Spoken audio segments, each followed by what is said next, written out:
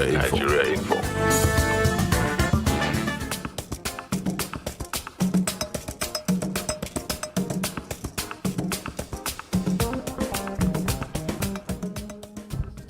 Yeah, good morning, everybody. Welcome to Daily Digest with Jimi Disu.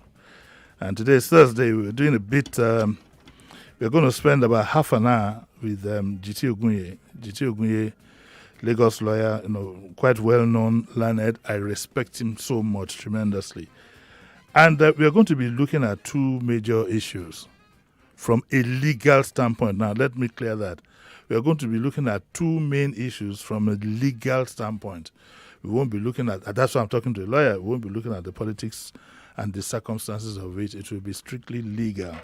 Okay, so one of the issues we'll be looking at is how, because there's a story here and some statements were attributed to him about how Chidima's case is being handled by the police. And he has his reservations as a lawyer.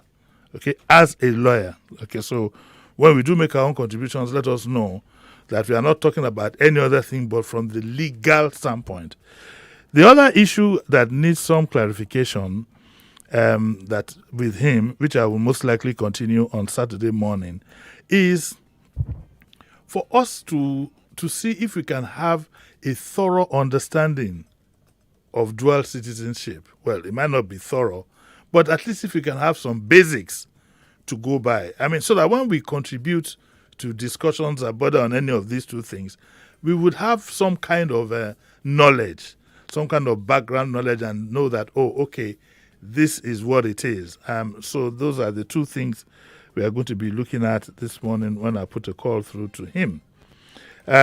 So just sit back and we'll take a lecture on these two issues from a learned person. I'm trying to see if I can get some other lawyers also between now and Saturday. Most likely we'll continue on Saturday because tomorrow I'm bringing to you three guys who set up a business about 25 years ago. They set up a business and they are still together now. Three of them, they are still together. Now you'll be asking yourself, what is the big deal in these climes? And they're relatively young men. I mean, I think they must be in their 40s now. So I'm going to ask them to tell us how they set up their business and then how they've been able to stay together for that long. You know that partnerships are the most difficult things to handle in the Nigerian circumstance. Extremely difficult. Put all the laws in place, put all the whatever in place, you would always find that it takes a while. Apart from maybe advertising, but even in advertising agencies, over the time, you'll always find one or two leaving. Whilst the company might stand, I think that the only partnership that is, I don't know if the original partners are there, would be Insight, but I'm not sure, which is now Tricon, so I don't know if the original partners are there. But it is rare, generally, to find a partnership. Now, I'm not talking of a case of one man setting up a business and inviting other people. A partnership, three of you, young men, decide to come together, and these guys have been in it for close to 20-something years, and so we'll be talking to them tomorrow. But Philip, let's see if we can get GT on the line. Whilst we're doing that, we're taking our story here from the Punch, which says why we've not taken super TV CEOs to court, and it says here. Part of what is written here is that it says a legal-based lawyer and human rights activist, GT Ogunye, urged the police to get a remand order to justify the suspect's continued detention if they haven't done so. And he also expressed disappointment at how the police have been handling the investigation, adding that granting the media access to interrogate her was unconstitutional. In my discussion with him, he was also piqued at the fact that people have been allowed access to the crime scene, which, if you've watched a lot of movies, if you've watched Super Cops and all these funny movies, the first thing that I think is usually done at the crime scene is to ward it out. It's taped all around. Nobody goes there unless you have something to do with the investigation. And I think sometimes it's kept intact in case during the trial there's a need to visit the scene. But he is expressing his disappointment how that has been handled. And by the way, like I said this morning at 7:30, the Vice Chancellor of the University of Lagos, Prof. Don't excuse me. It was an oversight. The Vice Chancellor of, I almost called him Mr. He wouldn't mind anyway. The Vice Chancellor of the university has said that from the records available to us, Chidinma Adara Ojukwu is a student of the University of Lagos who was born December 12, 1999. And says for the records, he said, look, there's no distinction between a part-time student and a full-time student. A student is a student. And he says that from the records, she's from Abia State, and she lives in Alagomeji, Yaba.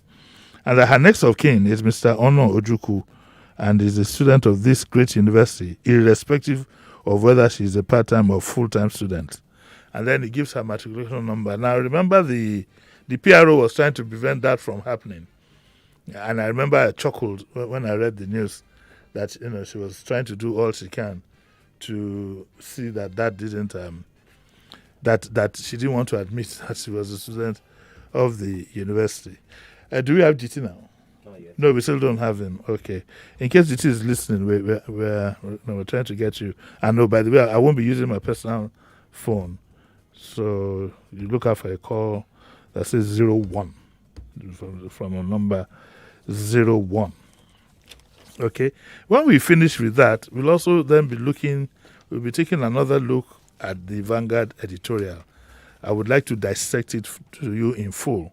I'd like to almost read it, paragraph by paragraph, and do some analysis. These things are important. Discussing also the issue of dual nationality is a key issue in the Kano trial.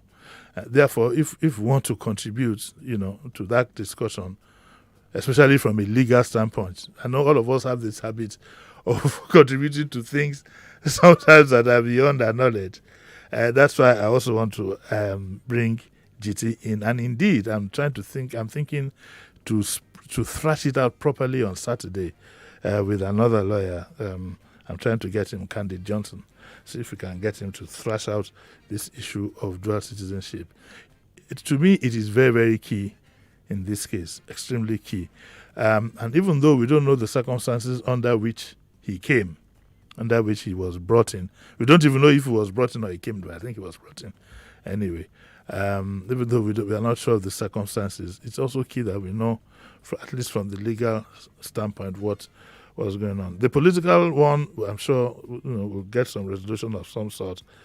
Whether there's been an argument on whether he should be negotiated with, at some point you'll have to sit down and talk to the gentleman. I mean, I have no doubt about that. At some point. What that point will be, I honestly don't know. But at some point, I mean, this gentleman has a large following. A lot of people are sympathetic to his cause, or at least seem to be. And it's not something that will blow away. I'm also not too sure which the government would be more comfortable with, him being in exile or him being within their space. I don't know which one would make life more comfortable for them. But it calls for maturity all around. We call on the government too. Some of the issues that this gentleman addresses, Nnamdi Kanu addresses, whatever you might think, some of them are, to be honest with you, some of them are things that the government should look into. We can't run away from it. I've said this 1,001 times. We can't run away from it. The marginalization of this area, in terms of human and physical whatever, the marginalization is becoming too apparent, too apparent, especially with appointments. And I don't think we should have any apologies for stating this, because we are who we are. We are sensitive to these things. And I think that part of security is to involve everybody, or as many people as you can, take care of as many interests as you can. And therefore, we would please plead with the government again to take a second look at some of these appointments and give our brothers from the Southeast a sense of belonging. That is a given. It's a given, and I don't think we need to run away from that. Is that GT by any chance? It's him. We booked a call for him. Okay. Morning, GT. Good morning. Aha, GT, how are you? I'm fine. Yeah, okay. Now I'll take you on the two issues. We'll take them one by one. The first is the issue of this of Chidinma.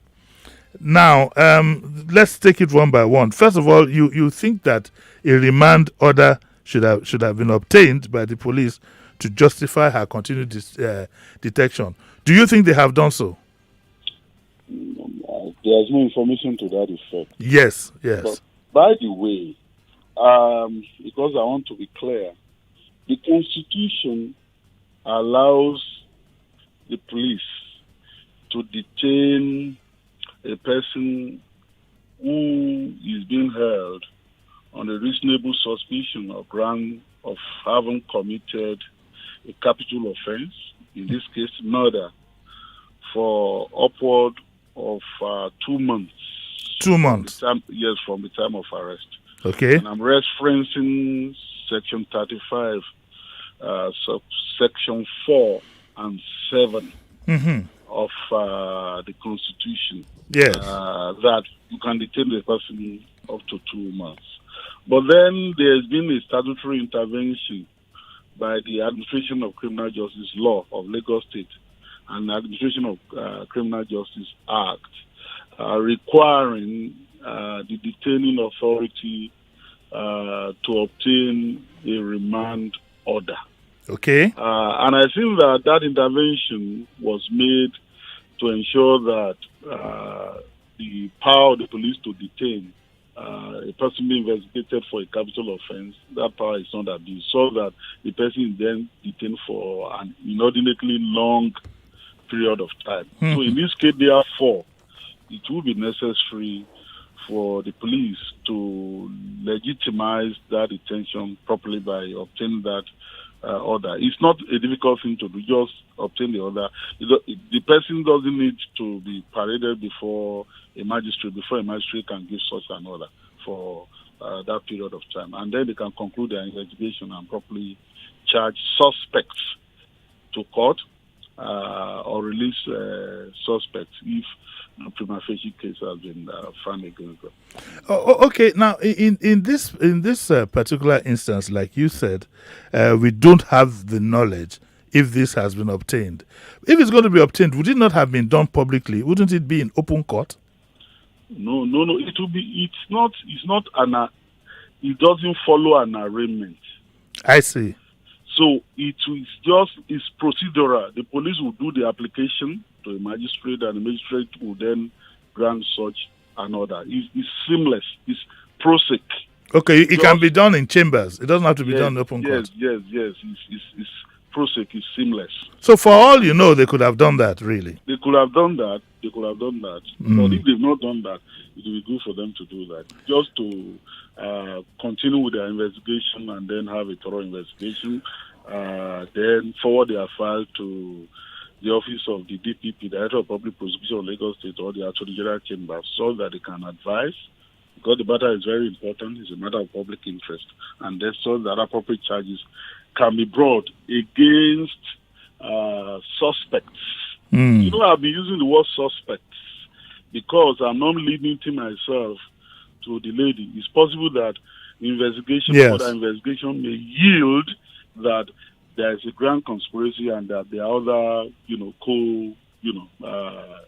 criminals that have to be brought to justice.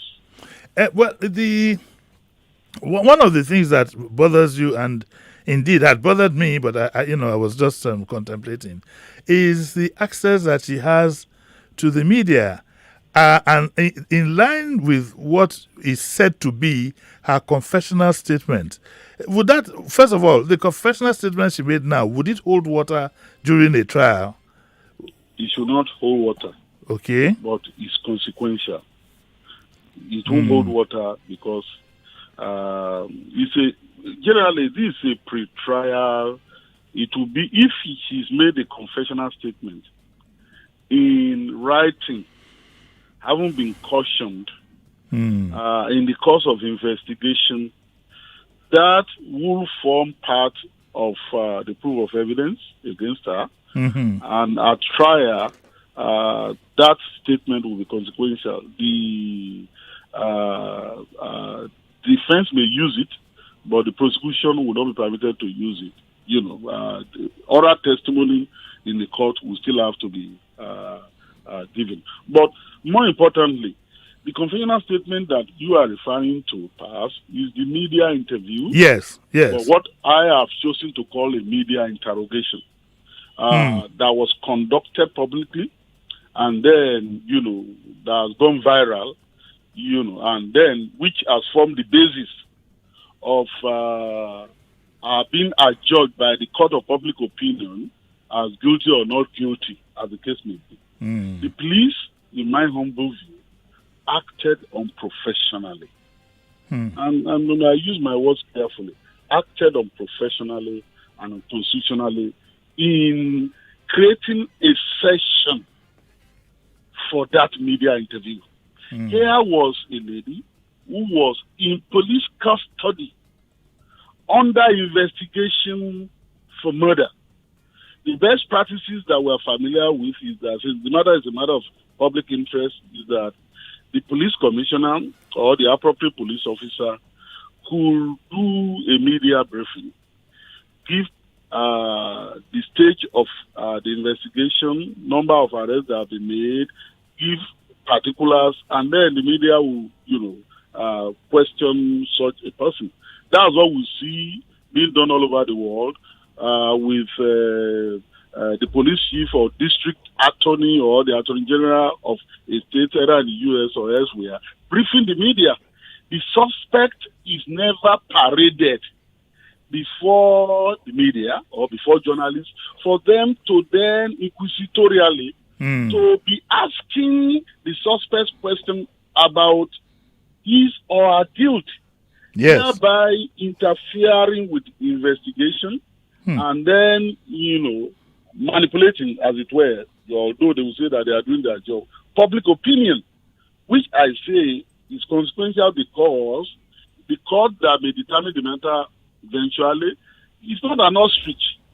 Okay. To what goes on in the public. So that's, for me, an interference. Now, Section 35, subsection 2 of the Constitution provides that any person who is arrested or detained shall have the right to remain silent. This is what we call the Miranda, rights elsewhere. Yes. Or avoid answering any question until after consultation with a legal practitioner or any other person of his own choice. Now, what was paraded, it was clear that at the time of that parade, that lady had not been given access to a lawyer. No lawyer was advising that lady at that time. If a lawyer was doing that, of course, that lawyer would intervene and said, no, don't answer any question. Yes. But here was she, caught, dazed, passed, and then paraded, and then asked questions. And now the public is now saying that she has confessed now. What's left? These lawyers are the one company problem. She has confessed.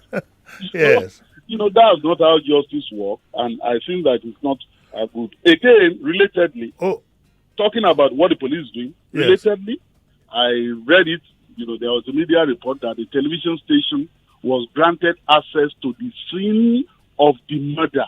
Yes. For God's sake, what's going on? Okay, GT, hold it there. Please, just don't go away. I need to take a commercial break. It's automated, so I can't delay it. Please, just hold it. Give me 2 minutes, and we'll continue from there. We'll take a short break, and we'll be right back.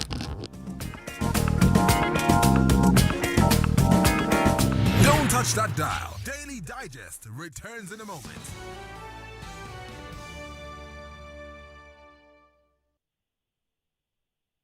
This is an infomercial.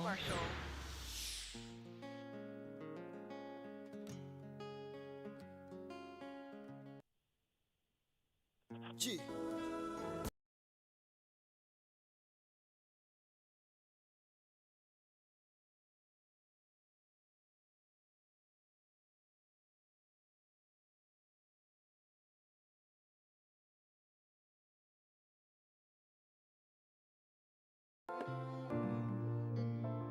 When you're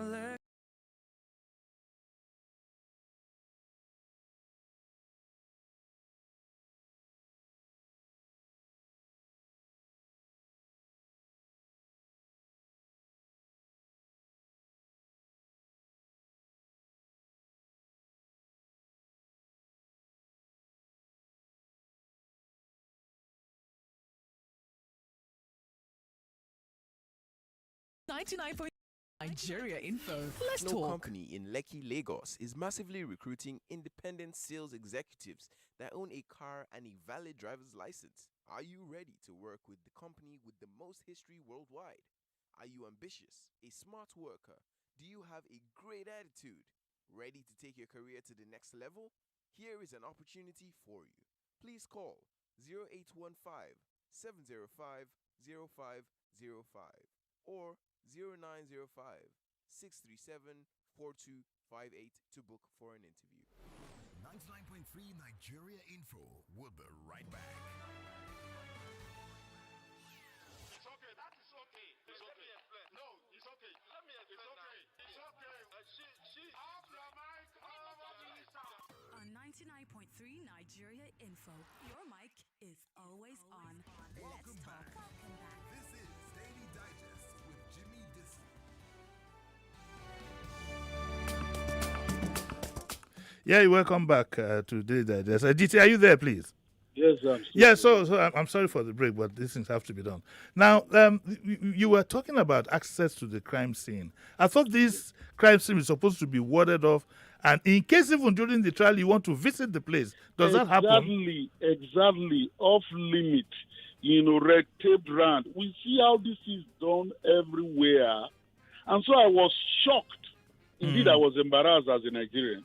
When I learned that a television station was celebrating that, yes, they have been granted access to the place, and partly there were photographs, pictures in social media. I hope they were correct. The family or representative of the family was saying something, putting up a statement, and then those photographs of the crime scene were then shown and all that. I said, how did they get access to the place? Is it with the cooperation of the police? Because you see the controversy already generated by the so-called confession and the statement the family have put up is that perhaps this was not a lone person that committed this murder. Yes. And that perhaps there were conspirators, collaborators, participant criminals, we call them, those who participated in crime. And so, by granting access to the place, evidence, left could be destroyed. This is not what you do. And so, for me, the picture I'm already getting is the picture of shoddiness. Is the picture of a facade investigation. Is the picture of lack of diligence and thoroughness. And that will be a disservice to the dead, to the lady that is detained, and to the Nigerian society. We can do things better in the country. We can do things better. So I was horrified to learn about all that. And then married to what the police had done, the lady granted an exclusive interview. Another media organization published that interview, whether it was exclusive or not, or in fact, one wouldn't know, but it was labeled an interview. Somebody in custody granted an interview. I don't get it. Okay, I think that part of the problem is the police probably think that they have a fait accompli and have therefore relaxed all the rules. But the truth is, do you think that when the trial starts, the whole thing can be turned around? Look, this is what we say. It's a possibility. Yes. There is no prosecutor, no matter how superb, that will tell you that you will secure conviction at all cost. Because trial outcomes may differ from popular expectation of the public. Because, evidence will have to be adduced, and then they will have to be weighed carefully, and then before judgment is given after due consideration. In the case, that's why many times Nigerians, usually express their worry. Oh, these courts have done their worst. This person, we know that is guilty, but now the court has said that it's not guilty. The person will have to be pronounced guilty according to law. And according to the justice of the case.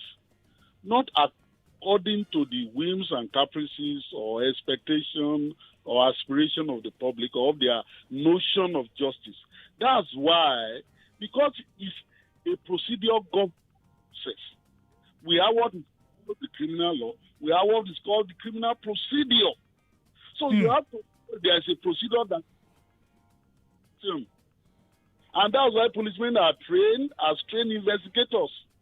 So when they then do things that they are not supposed to do, look, the ordinary things like you getting a gun or a weapon, a murder weapon, at the scene of a crime scene, and you are not using gloves. You think that it's for decoration to take it.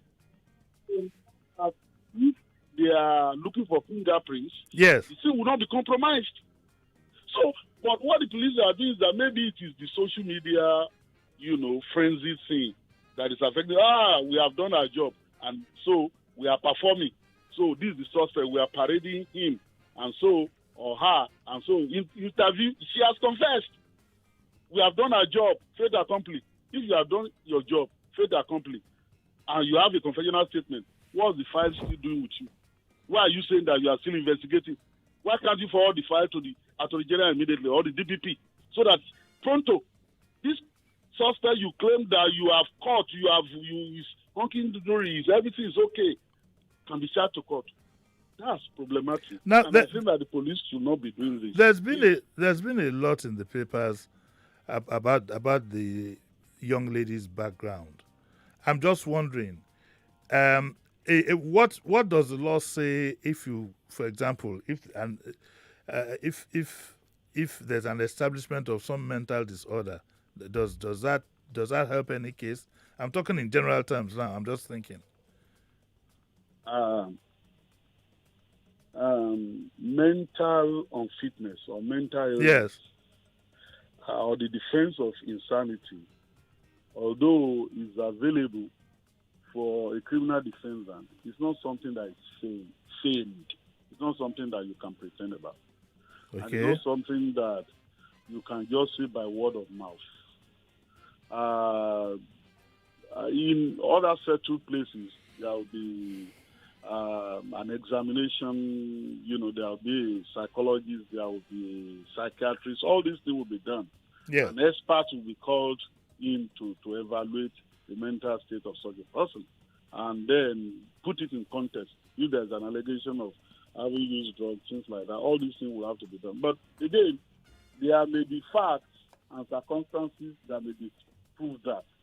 If you are momentarily insane or permanently insane, how come you are able to, as you have stated, I hate referring to that person because I still want investigation. But how come how is it possible that you still have the sanity to go to a kitchen according to you, to stab according to you, and then to retrieve the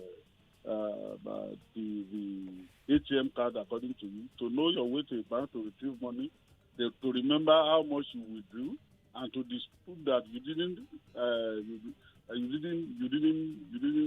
cash out 5 million as being alleged and all that. So that doesn't show that the person is. But let's not make prejudicial statements.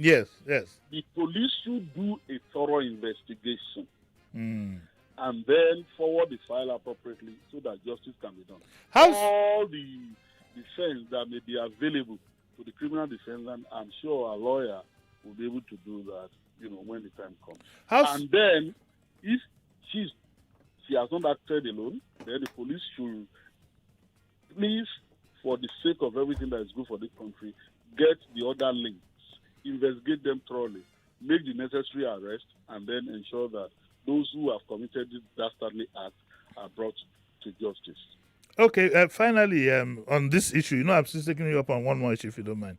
But on this issue, how soon do you think all this should happen to relieve us of this drama so that the case can go to trial? How soon? It can be done pretty soon. There's a corpus delicti in the morgue. The family is entitled to, for example, wish to have a decent burial for the gentleman. Yes. The baby still has parents who are grieving, so it should be wrapped up quickly. So a prime suspect has been arrested. That's helpful. So we are not talking about suspect being at large now. That will make the thing to be extensive, and then maybe 1 year, 2 years, we are still on it. So a suspect has been arrested, is made very useful statement to the police, presumably. So the crime scene is known and all that. So all this can be quickly investigated. And then, all links quickly can be investigated, and then within the next 2 weeks or so, the file can be forwarded, and then within the 2 months period that the Constitution has allowed, referencing Section 4 and Subsection 4 and Subsection 7 of Section 35 again, this can be quickly done. And then in the public interest, a trial can commence, and we hope that trial will not be elongated as Evans' trial. That's the problem. All of us are fascinated by the Chevin trial in the United States. Yes. The trial there was some lull, and then once the trial started, day to day, the trial was concluded. That's the beauty of it. It was trial by jury, though, but that was the beauty of it. And then the judge adjourned and then said that sentencing will come later, and sentencing has come. And the society is relieved. There are people in that society who will be paying for blood or crying for blood and say, no, an eye for an eye. No, 22 years is not enough, whatever it is. But that's justice. The penalty for this crime is death, right? It's death. Is it by hanging or by shooting? Or by injection? It's not an armed robbery case, except it's an armed robbery case, but it's not, I hope. It's just murder. So, being murder, it should be by hanging. Wow. Capital punishment is still in a statute book, but unfortunately, which is another debate for another day, our executives are not interested in signing death sentences or death warrants. So nobody is being executed in Nigeria. And they then say, Amnesty International is complaining. There's a UN resolution. It's nonsense. In the United States, they still carry out death penalty. So they still execute people. And so I'm saying that if the law makes a prescription, rule of law, we are saying, it is not open to a governor. Yes. To just be interested in signing appropriation bills and spending money and not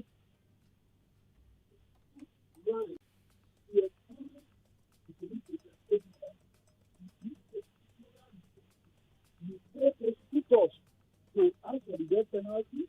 The judge is required to do that. Then he puts on a red gown and he does his job. But down the street, that governor refuses to do that. He doesn't. Okay, I think we might have to call GT again, Philip. We might have to call GT again. I think we lost him on the phone, but we've had an interesting discussion with him so far, and we still have a bit more time for me to take on the issue of the dual citizenship that I wanted to take with him. But I will try so hard to get GT again. Okay. So, well, you heard what he said. Maybe I can take one or two comments. Now, please, let us restrict our contribution to what is being discussed. We will have to be very firm on that. Not just so that we don't, because there are limits to what can be discussed about any issue for that matter. And this one is a very, very sensitive issue. So let us just limit ourselves to what has been discussed so far. Okay?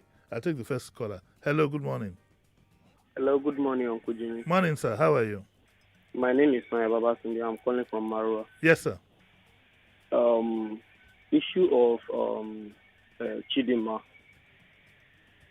To me, the lawyer have already said a lot of things that Nigerians need to air.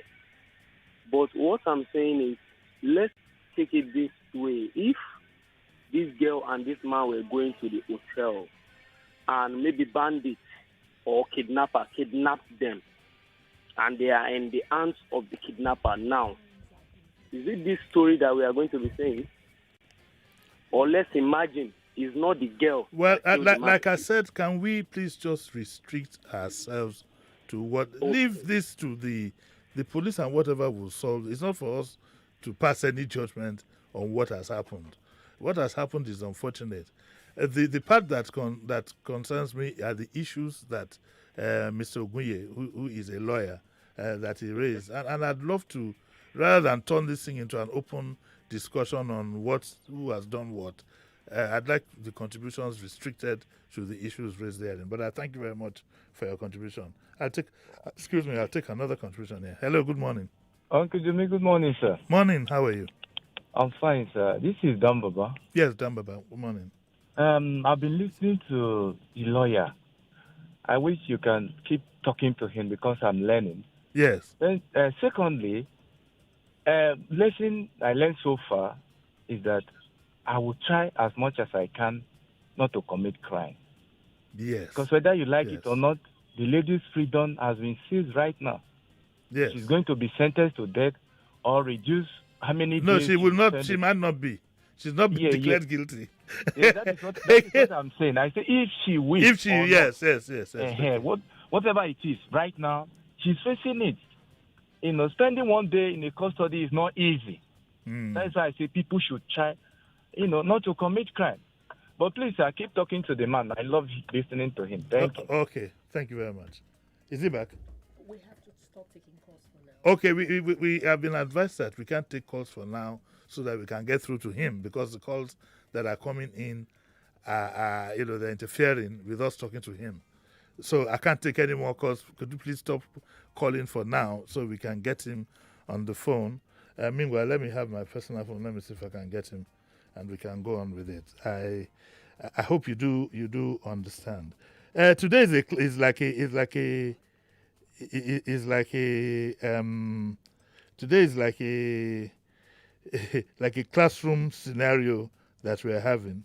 Okay, so I think the more we listen, the better it will be for us. Let me try GT on my phone and see if we can continue from there because time is fast spent. The techers is not picking. No, he'll pick this one. We're trying him. GT? Oh, okay, sorry. We had the problem with our lines. Okay. Yes. So we'll take it from here. Okay, let's quickly go to the other issue I said I would take up with you. Of course, the without even making a referral, I want to talk about dual citizenship. All of us know the case we are talking about. But I'd like to educate my listeners on what it is to be a dual citizen before the law. So that when they do have to make their contributions, it will be from a very learned perspective and not just emotional. Now, if you have dual citizenship, what exactly are what is the ABC of it? If, for example, you are a Nigerian and you have okay, in this case now you are on trial in Nigeria, and can you then refer to your British citizenship to come to your aid at a time like this? Now, citizenship is governed by the provisions of the Constitution, Section 25 Yes. to Section 32. Mm-hmm. A dual citizen, in the case of Nigeria, is that Nigerian citizen who is a citizen of Nigeria by birth. For you to be a dual citizen in Nigeria, you must be a citizen of Nigeria by birth under Section 25. And then under Section 28, you are then permitted to acquire the citizenship of another country. For example, a Nigerian citizen by birth acquiring an American citizenship by virtue of his traveling there to, staying there for some time, became a resident, and then eventually became a citizen. Yes. So he is entitled to keep both his Nigerian citizenship and American citizenship, Yes. except there's anything in the other country that Yes. says that he cannot keep dual citizenship. But as a Nigerian, you are entitled to have dual citizenship. However, if you are a naturalized Nigerian, meaning that you are not a Nigerian by birth, so you acquire a Nigerian citizenship, you cannot thereafter acquire the citizenship of another country of which you are not a citizen by birth. For example, if you are a Malaysian by birth, you came to Nigeria, you acquire Nigerian citizenship, you cannot thereafter go and acquire an American citizenship. That would be deemed to be your statement, clear statement saying you want to renounce the Nigerian citizenship, and therefore that citizenship will be revoked. The Nigerian citizenship will be revoked. But as a Nigerian citizen by birth, you are permitted to have okay. dual citizenship. Now, to answer your question directly, because I think it's hypothetical. No, just one quick question to that is, what do you mean by birth? Is it that you were born there, or your parents are Nigerians but you were born elsewhere? I want to know what you mean by birth. By birth, there are three categories. Oh, I see. Okay, very good. If by 1960, yes, either of your parents or any of your grandparents by 1960, when we gained independence, yes, could trace their roots to any of the indigenous community in Nigeria, yes, then you are a Nigerian citizen by birth. Okay. If you were born after 1960 and either of your parents or any of your grandparents was a citizen of Nigeria, you are also a Nigerian by birth. Now, the third group is that any person who is born outside Nigeria, either of whose parents is a citizen of Nigeria, is also a citizen of Nigeria by birth. For example, if Nigerian citizens went to England and then they settled there and they had children there, or United States of America and they had children there, and by the principle of just solely, meaning that once you are born in America, you know a lot of Nigerian travel, when they are pregnant, they go to America to have what they never been. Yes. They be that plan C. Yeah, that plan C, yes. So when they do that, that they become Nigerian citizens there and all that, because their parents, either of their parents, the Nigerian citizen, they are also Nigerian citizens by birth. So that's to answer your question. Okay, now, thank you. Now, to go to the hypothetical question, if you are a Nigerian citizen by birth, and then you acquire the citizenship of another country by naturalization, yes, and you've committed a crime in Nigeria, yes, the Nigerian government can proceed against you, and the government of the country whose citizenship you've acquired by naturalization, they show concern, but that's what it is.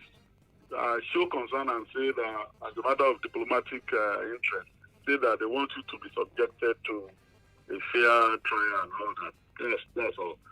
But can they? Foreign citizens, no, before I go down, don't forget, foreign citizens who are not even Nigerians. You know, the Russian, oil bunkering or allegation at that time, and then those who are bringing arms into Nigeria, Chinese or whatever. Yes. So who are not even Nigerians, once they commit offenses in Nigeria, they are subject to the Nigerian jurisdiction. Okay. And they can be tried in Nigeria, even without being Nigerian. Not to talk of a Nigerian citizen by birth, who acquire the citizenship of another country and is alleged to have committed an offense in Nigeria. So the Nigerian jurisdiction will have authority over him. Yeah, go on. But if for example, as a Nigerian, you are traveling with another passport, your second passport, and at that time there's a move to extradite you from that country, could the Nigerian government, let me put it this way, if you're British by whatever and you're in another country, can Nigeria apply for your extradition even though you're there with your British passport? No, let me put it this way. If you are a Nigerian by birth, yes, Nigerian citizen by birth, yes, and you've acquired the citizenship of another country, and you traveled on your other passport, British passport to that other country, and Nigerian government is wants to bring you into the Nigerian jurisdiction and want to follow the due process of law. In following that due process of law, if an application is made, possibly in that country, there will be a hearing. It may not be a court hearing, it may be an immigration hearing. Okay. And then a case can be made that, look, you are not a Nigerian citizen for that purpose. You are traveling on the British passport and so you are a British citizen, and therefore should not be extradited or brought back to Nigeria. That hearing can be made. Okay. But, these are niceties of law. Yes. If what is done is an abduction, you won't be talking about a hearing. No, of course not. Yeah, I know. What is done is an abduction and is being passed off as an extradition. You'll be talking about a hearing or whatever. So that's what it is. But properly considered, if you are a Nigerian citizen by birth and you're traveling another passport, you're a British citizen also, and all that, and you are going to a third-party country, and the Nigerian government requests that you be extradited for having committed an offense in Nigeria and all that, you're establishing that you are traveling on another passport in an immigration or extradition hearing is not an answer to whether you committed an offense in Nigeria. No. Of Nigeria, Okay, GT, I got to go. I got to go. Sorry. But if you think that can be an escape route, yes, or a valid defense for you at that time, yes, you have to escape being extradited to Nigeria. Yes, you can pay it up. Okay. Then an extradition judge or officer can then make a pronouncement. Okay, GT, thank you. Maybe perhaps there will be an appellate process. But that's not what you are asking me. Okay. I have to go. I'm going to continue this on Saturday. I'll take your indulgence. Maybe we can call you again on Saturday. You don't need to leave your home. We might just call you in the comfort of your home, lying on your settee, and we'll take the rest of the contribution. Incidentally, because our names sound alike, Jimi Disu, so we always call them. But you know, I'm a great fan of yours. Thank you very much. Thank you very much. That was a good one. That's a GT Ogunye. We haven't finished this discussion with him, to be honest. And I didn't know that it would take most of the time that we have, but I do have to go. I think it's only fair if I can take just one more call, preferably from the female line, very quickly. If that such a person will speak quickly for 1 minute, so I can smuggle it in, have a bit of a balance. Any call? Okay, take any from the general line. Hello, good morning. Good morning, Uncle Jimmy. Yes, very quickly, because I don't have time. Pastor Ladipo speaking. Just go on, sir. In this case, now, the lesson I've learned here is that the police should not be quick in rushing to the press to impress the masses. Thank you, and God bless Nigeria. Yes, okay. That's where we landed. That's where we landed for today. We'll be back again tomorrow. I'd like to thank GT Ogunye one more time. We'll be back again tomorrow. Tomorrow, I told you I had already scheduled these three gentlemen to come give us their experience. And we'll probably continue this discussion on the Discuss on Saturday with GT and maybe one other lawyer, so we can put these things in a balance. So thank you, Zainab. Okay, Jimmy. Thank you very much. Always now, a don't say Happy New Month, but you can. Happy New Month. The same to you. Yeah, I said now, Happy New Day, Happy New Week. Ekumura Jimo. You look more like a Jimo bound person than you go to. But the good thing about Islam is I can go like this. It doesn't. I'm wearing I don't want to say nice t-shirt. But don't let me be vain. I'll be back again tomorrow, 9 o'clock in the morning. The techers are here any minute from now, so don't go away. 99.3 Nigeria Info. We are more than just radio. Subscribe to our YouTube channel at Nigeria Info FM. Check us out on Facebook at Nigeria Info 99.3. Follow us on Twitter at Nigeria Info FM and on Instagram at Nigeria Info FM Lagos for live updates as it happens. 99.3 Nigeria Info.